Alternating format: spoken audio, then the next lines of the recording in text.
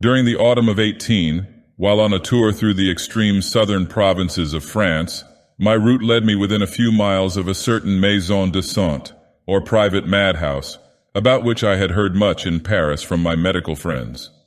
As I had never visited a place of the kind, I thought the opportunity too good to be lost, and so proposed to my traveling companion, a gentleman with whom I had made casual acquaintance a few days before, that we should turn aside for an hour or so and look through the establishment. To this he objected, pleading haste in the first place, and in the second a very usual horror at the sight of a lunatic. He begged me, however, not to let any mere courtesy toward himself interfere with the gratification of my curiosity, and said that he would ride on leisurely, so that I might overtake him during the day, or at all events during the next. As he bade me goodbye, I bethought me that there might be some difficulty in obtaining access to the premises, and mentioned my fears on this point. He replied that in fact, unless I had personal knowledge of the superintendent, Monsieur Maillard, or some credential in the way of a letter, a difficulty might be found to exist, as the regulations of these private madhouses were more rigid than the public hospital laws. For himself, he added, he had, some years since, made the acquaintance of Maillard, and would so far assist me as to ride up to the door and introduce me, although his feelings on the subject of lunacy would not permit of his entering the house. I thanked him, and turning from the main road, we entered a grass-grown bypath which in half an hour nearly lost itself in a dense forest, clothing the base of a mountain. Through this dank and gloomy wood we rode some 2 miles when the maison de santé came in view. It was a fantastic chateau, much dilapidated and indeed scarcely tenantable through age and neglect. Its aspect inspired me with absolute dread, and checking my horse I half resolved to turn back. I soon, however, grew ashamed of my weakness and proceeded. As we rode up to the gateway, I perceived it slightly open and the visage of a man peering through. In an instant afterwards this man came forth, accosted my companion by name, shook him cordially by the hand, and begged him to alight. It was Monsieur Maillard himself. He was a portly, fine-looking gentleman of the old school, with a polished manner and a certain air of gravity, dignity, and authority which was very impressive. My friend, having presented me, mentioned my desire to inspect the establishment and receive Monsieur Maillard's assurance that he would show me all attention, now took leave, and I saw him no more. When he had gone, the superintendent ushered me into a small and exceedingly neat parlor, containing, among other indications of refined taste, many books, drawings, pots of flowers, and musical instruments. A cheerful fire blazed upon the hearth. At a piano, singing an aria from Bellini, sat a young and very beautiful woman who, at my entrance, paused in her song and received me with graceful courtesy. Her voice was low and her whole manner subdued. I thought, too, that I perceived the traces of sorrow in her countenance, which was excessively, although to my taste not unpleasingly pale. She was attired in deep mourning, and excited in my bosom a feeling of mingled respect, interest, and admiration. I had heard at Paris that the institution of Monsieur Maillard was managed upon what is vulgarly termed the system of soothing, that all punishments were avoided, that even confinement was seldom resorted to, that the patients, while secretly watched, were left much apparent liberty, and that most of them were permitted to roam about the house and grounds in the ordinary apparel of persons in right mind.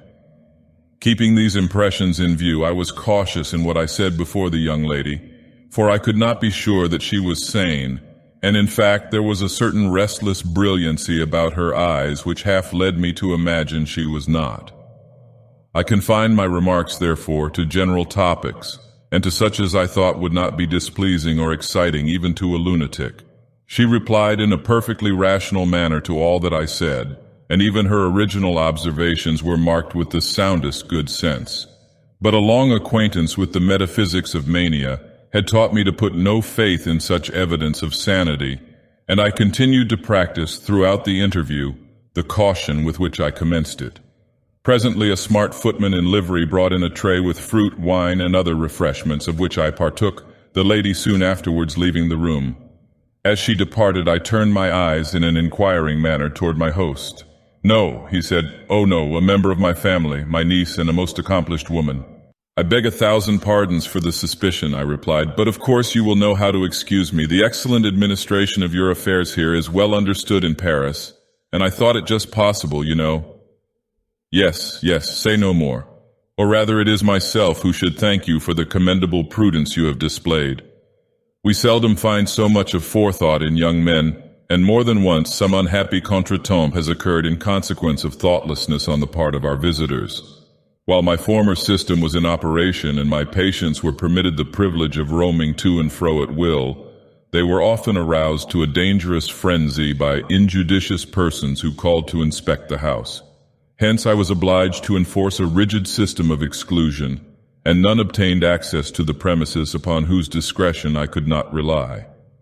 While your former system was in operation, I said, repeating his words, do I understand you then to say that the soothing system of which I have heard so much is no longer in force? I have heard so much is no longer in force? It is now, he replied, several weeks since we have concluded to renounce it forever. Indeed, you astonish me. We found it, sir, he said with a sigh, absolutely necessary to return to the old usages. The danger of the soothing system was at all times appalling, and its advantages have been much overrated. I believe, sir, that in this house it has been given a fair trial, if ever in any. We did everything that rational humanity could suggest. I am sorry that you could not have paid us a visit at an earlier period that you might have judged for yourself, but I presume you are conversant with the soothing practice, with its details. Not altogether. What I have heard has been at third or fourth hand. I may state the system then in general terms as one in which the patients were menages humored. We contradicted no fancies which entered the brains of the mad. On the contrary, we not only indulged but encouraged them, and many of our most permanent cures have been thus effected. There is no argument which so touches the feeble reason of the madman as the argumentum ad absurdum. We have had men, for example, who fancied themselves chickens. The cure was to insist upon the thing as a fact, to accuse the patient of stupidity in not sufficiently perceiving it to be a fact, and thus to refuse him any other diet for a week than that which properly appertains to a chicken. In this manner a little corn and gravel were made to perform wonders. But was this species of acquiescence all? By no means. We put much faith in amusements of a simple kind, such as music, dancing, gymnastic exercises generally, cards, certain classes of books, and so forth. We affected to treat each individual as if for some ordinary physical disorder, and the word lunacy was never employed. A great point was to set each lunatic to guard the actions of all the others. To repose confidence in the understanding or discretion of a madman is to gain him body and soul. In this way we were enabled to dispense with an expensive body of keepers. And you had no punishments of any kind? None. And you never confined your patients? Very rarely, now and then, the malady of some individual growing to a crisis or taking a sudden turn of fury, we conveyed him to a secret cell lest his disorder should infect the rest, and there kept him until we could dismiss him to his friends.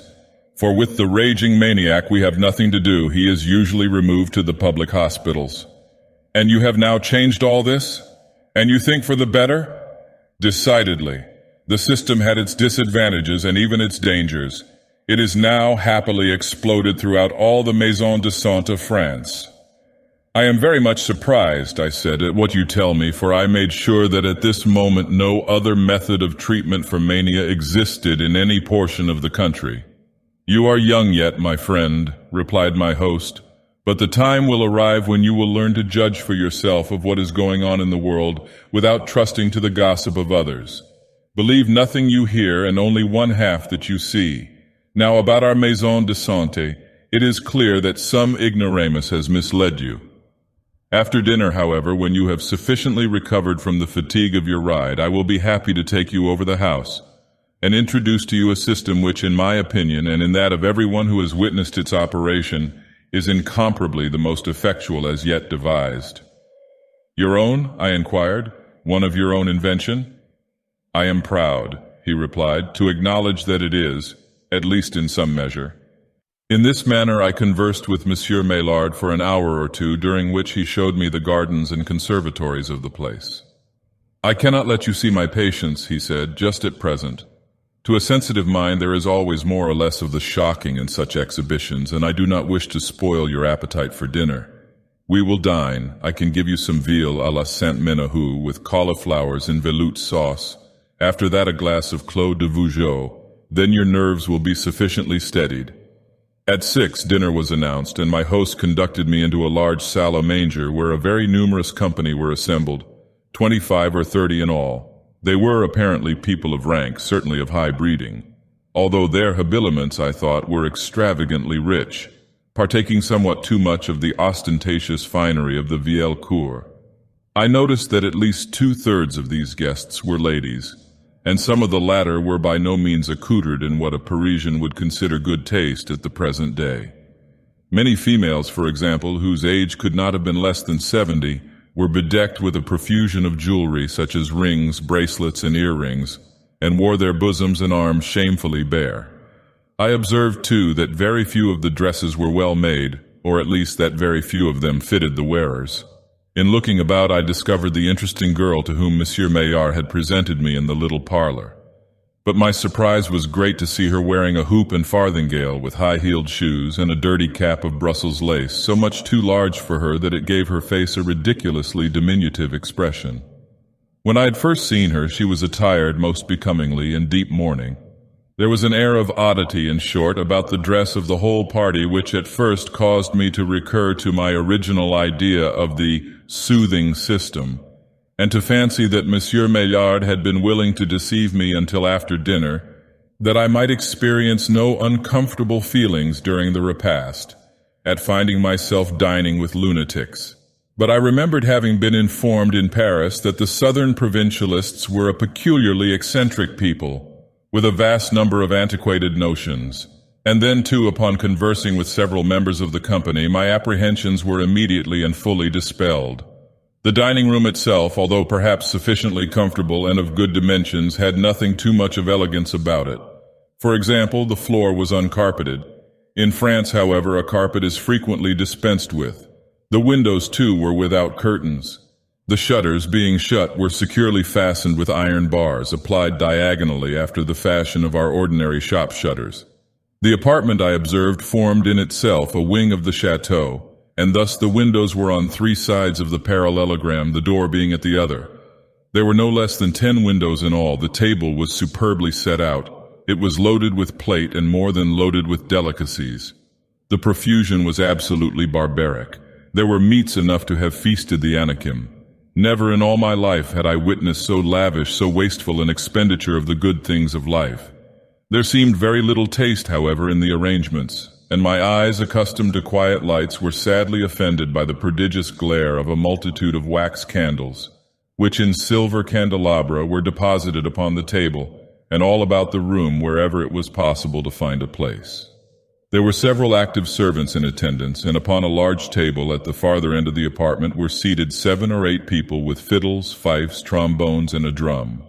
These fellows annoyed me very much at intervals during the repast by an infinite variety of noises, which were intended for music, and which appeared to afford much entertainment to all present with the exception of myself. Upon the whole, I could not help thinking that there was much of the bizarre about everything I saw. But then the world is made up of all kinds of persons with all modes of thought and all sorts of conventional customs.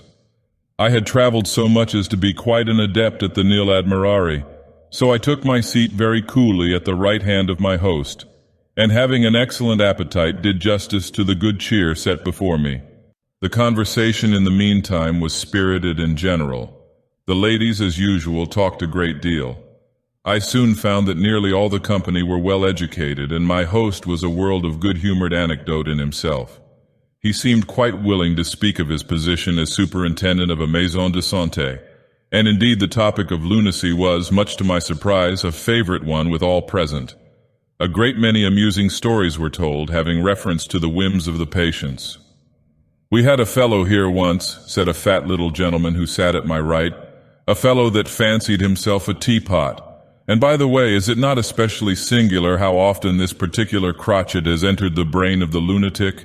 There is scarcely an insane asylum in France which cannot supply a human teapot. Our gentleman was a Britannia ware teapot, and was careful to polish himself every morning with buckskin and whiting." "And then," said a tall man just opposite, "we had here not long ago a person who had taken it into his head that he was a donkey, which, allegorically speaking, you will say, was quite true. He was a troublesome patient, and we had much ado to keep him within bounds. For a long time he would eat nothing but thistles, but of this idea we soon cured him by insisting upon his eating nothing else. Then he was perpetually kicking out his heels, so, Mr. Dagoth, I will thank you to behave yourself, here interrupted an old lady who sat next to the speaker. Please keep your feet to yourself. You have spoilt my brocade. Is it necessary, pray, to illustrate a remark in so practical a style? Our friend here can surely comprehend you, without all this. Upon my word, you are nearly as great a donkey as the poor unfortunate imagined himself. Your acting is very natural as I live. Mille pardons, Mamselle, replied Monsieur Dagoth, thus addressed. 1,000 pardons. I had no intention of offending. Mamselle Laplace, Monsieur Dagoth will do himself the honor of taking wine with you. Here Monsieur Dagoth bowed low, kissed his hand with much ceremony, and took wine with Mamselle Laplace. Allow me, mon ami, now said Monsieur Maillard, addressing myself. Allow me to send you a morsel of this veal à la Saint-Ménehould. You will find it particularly fine. At this instant 3 sturdy waiters had just succeeded in depositing safely upon the table an enormous dish or trencher containing what I suppose to be the monstrum horrendum informe ingens quae lumen ademptum. A closer scrutiny assured me, however, that it was only a small calf roasted whole and set upon its knees with an apple in its mouth, as is the English fashion of dressing a hare. Thank you, no, I replied. To say the truth, I am not particularly partial to veal à la Saint. What is it? For I do not find that it altogether agrees with me. I will change my plate, however, and try some of the rabbit. There were several side dishes on the table containing what appeared to be the ordinary French rabbit, a very delicious morceau which I can recommend. Pierre, cried the host, change this gentleman's plate and give him a side piece of this rabbit au chat. This what? Said I. This rabbit au chat. Why, thank you. Upon second thoughts, no, I will just help myself to some of the ham. There is no knowing what one eats, thought I to myself, at the tables of these people of the province. I will have none of their rabbit au chat, and for the matter of that, none of their cat au rabbit either. And then, said a cadaverous-looking personage near the foot of the table, taking up the thread of the conversation where it had been broken off. And then, among other oddities, we had a patient once upon a time who very pertinaciously maintained himself to be a Cordova cheese, and went about with a knife in his hand soliciting his friends to try a small slice from the middle of his leg. He was a great fool, beyond doubt, interposed someone, but not to be compared with a certain individual whom we all know, with the exception of this strange gentleman. I mean the man who took himself for a bottle of champagne, and always went off with a pop and a fizz in this fashion. Here the speaker, very rudely as I thought, put his right thumb in his left cheek, withdrew it with a sound resembling the popping of a cork, and then, by a dexterous movement of the tongue upon the teeth, created a sharp hissing and fizzing, which lasted for several minutes in imitation of the frothing of champagne. This behavior, I saw plainly, was not very pleasing to Monsieur Maillard, but that gentleman said nothing, and the conversation was resumed by a very lean little man in a big wig. And then there was an ignoramus, said he, who mistook himself for a frog, which, by the way, he resembled in no little degree. I wish you could have seen him, sir. Here the speaker addressed myself. It would have done your heart good to see the natural airs that he put on. Sir, if that man was not a frog, I can only observe that it is a pity he was not. His croak thus, ooh, oh, was the finest note in the world, B-flat, and when he put his elbows upon the table, thus, after taking a glass or two of wine, and distended his mouth thus, and rolled up his eyes thus, and winked them with excessive rapidity. Thus, why then, sir, I take it upon myself to say positively that you would have been lost in admiration of the genius of the man. I have no doubt of it, I said. And then there was Petit Gaillard, who thought himself a pinch of snuff and was truly distressed because he could not take himself between his own finger and thumb. And then there was Jules de Soulière, who was a very singular genius indeed, and went mad with the idea that he was a pumpkin. He persecuted the cook to make him up into pies, a thing which the cook indignantly refused to do. For my part, I am by no means sure that a pumpkin pie à la de Soulière would not have been very capital eating indeed. You astonish me, said I, and I looked inquisitively at Monsieur Maillard. "Ha, ha, ha," said that gentleman. He, hi, hi, hi, ho, ho, ho, huh, huh, huh. Very good indeed. You must not be astonished, mon ami. Our friend here is a wit, a droll. You must not understand him to the letter. And then, said some other one of the party, then there was Buffon Legrand, another extraordinary personage in his way. He grew deranged through love, and fancied himself possessed of two heads. One of these he maintained to be the head of Cicero.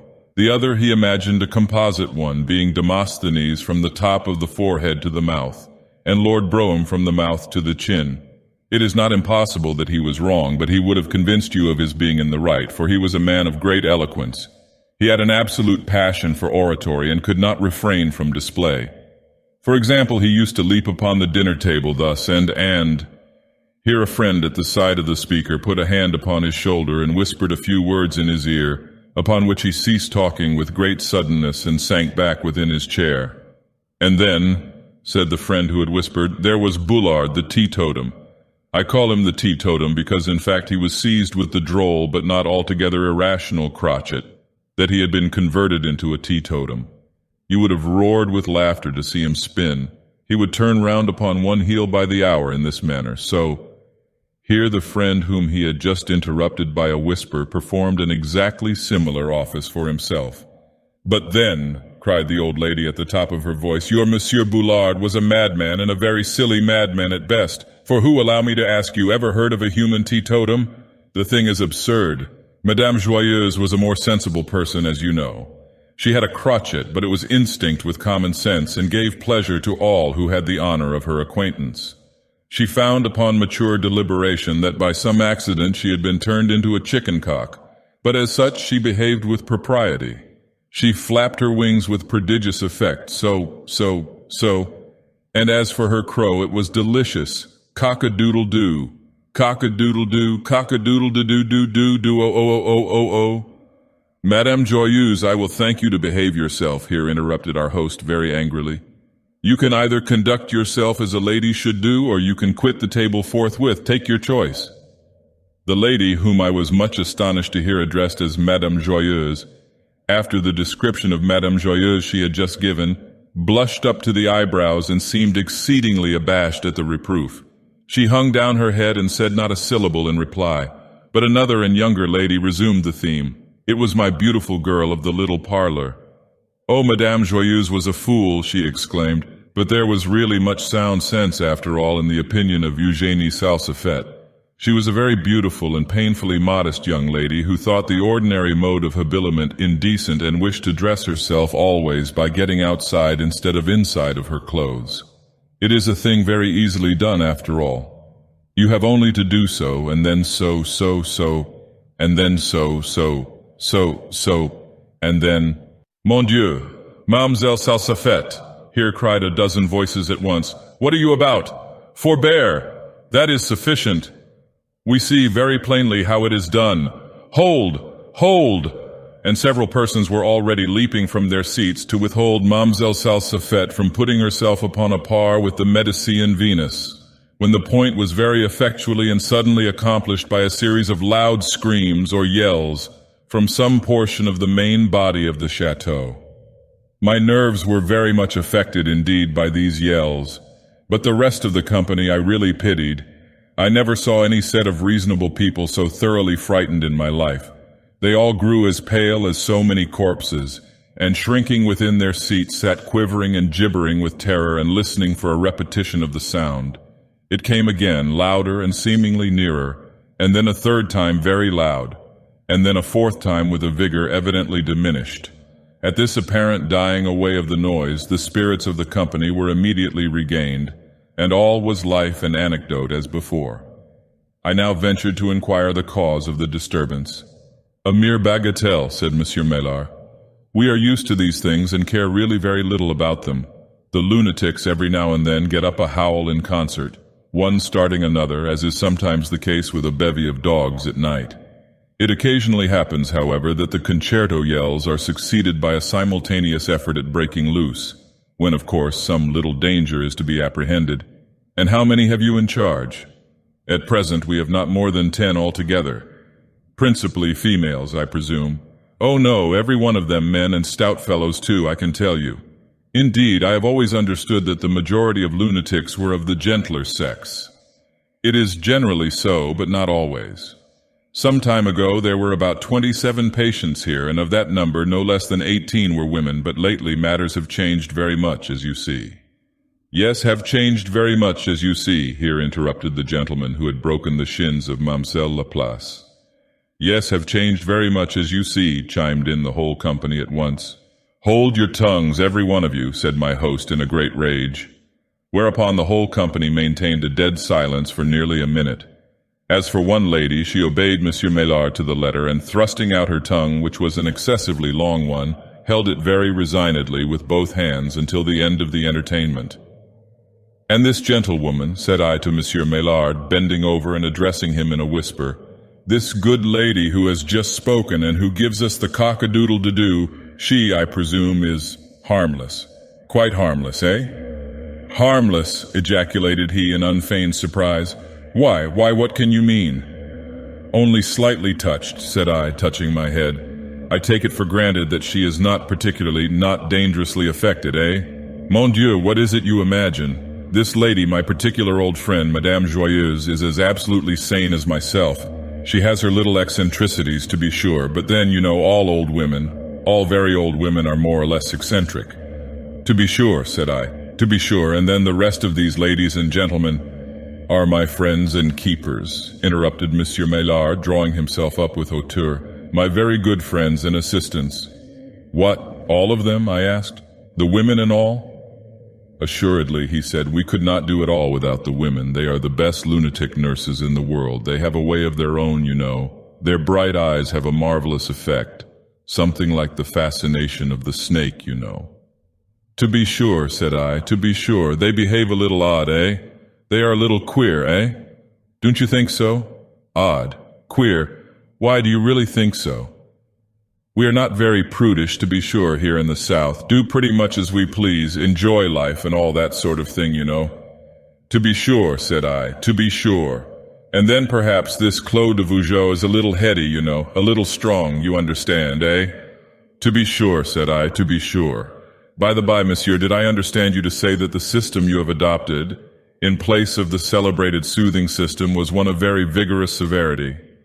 By no means. Our confinement is necessarily close, but the medical treatment, I mean, is rather agreeable to the patients than otherwise.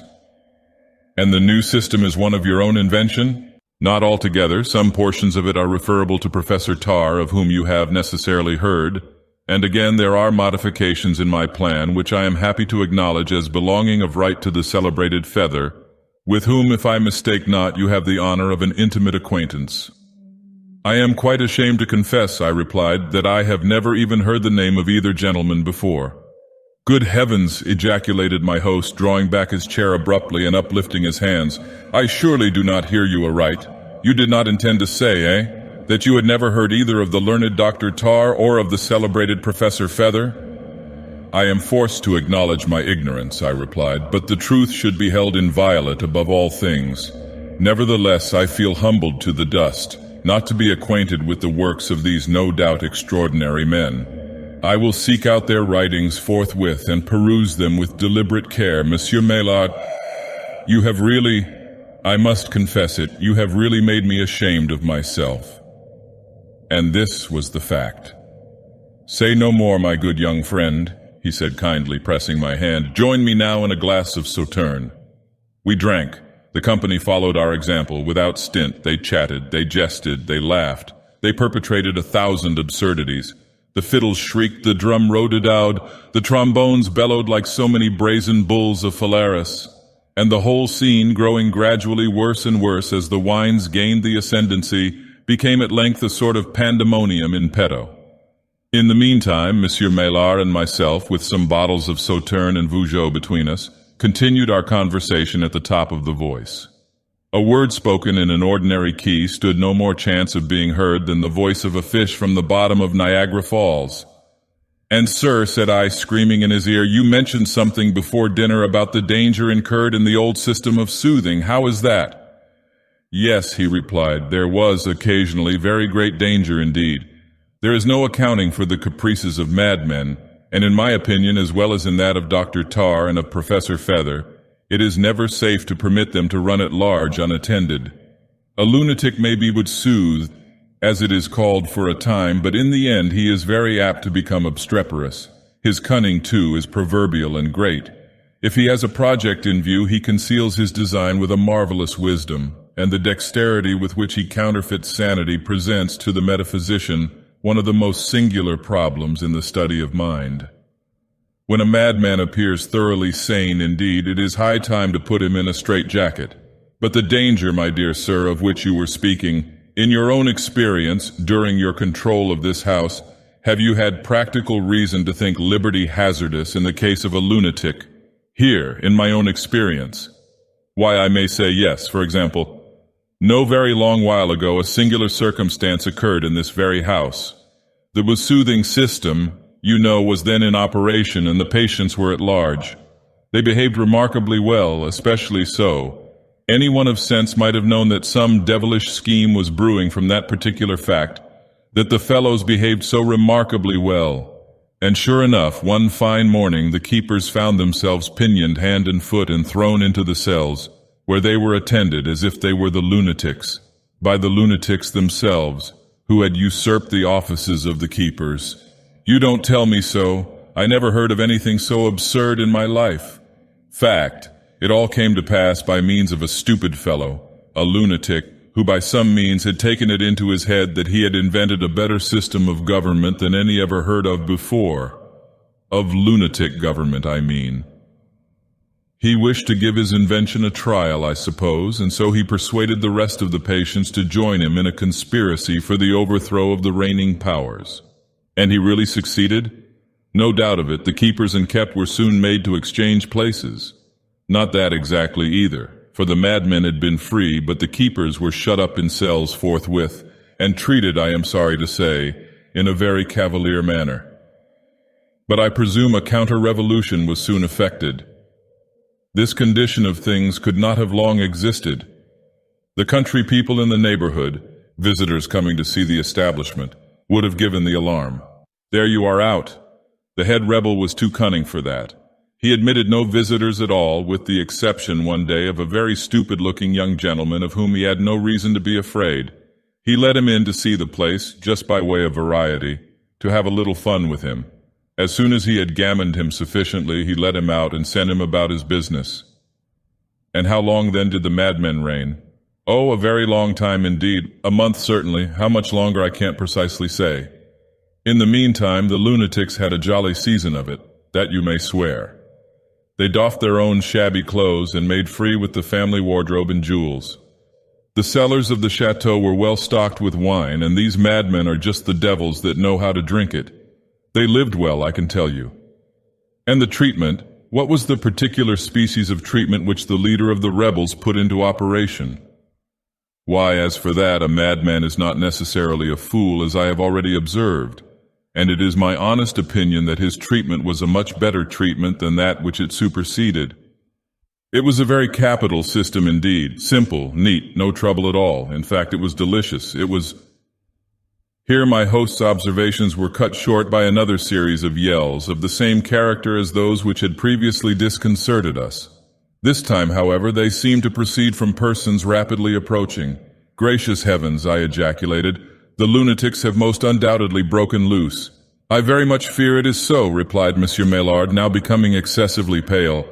He had scarcely finished the sentence before loud shouts and imprecations were heard beneath the windows, and immediately afterwards it became evident that some persons outside were endeavoring to gain entrance into the room. The door was beaten with what appeared to be a sledgehammer, and the shutters were wrenched and shaken with prodigious violence.